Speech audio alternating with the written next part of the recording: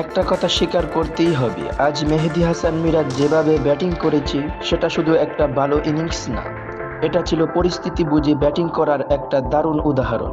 কারণ একটা সময় বাংলাদেশের ব্যাটিংটা এমন জায়গায় চলে গিয়েছিল যেখানে অস্ট্রেলিয়া খুব সহজেই ভাবতে পারত আর দু একটা উইকেট তারপর বাংলাদেশের ইনিংস শেষ। কিন্তু মিরাজ তখন কি করলো? প্রথমে হাসান মাহমুদকে নিয়ে জুটি বানালো। হাসান ফিরে গেলেন, এলেন তাইজুল, তাইজুলও ফিরে গেলেন, এরপর তাসকিন। মানে মিরাজের এক একজন সঙ্গে আসছে আর ফিরে যাচ্ছে, কিন্তু মিরাজ থেকে যাচ্ছে এবং এদেরকে সঙ্গে করেই মিরাজ তার নিজের ক্যারিয়ারের 12তম 50টাও তুলে নেয়।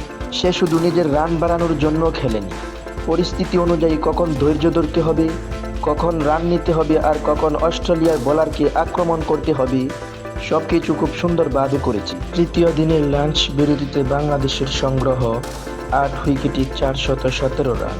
মেহেদী Hasan Miraz 65 run not out, Taskin Ahmed 12 run not out.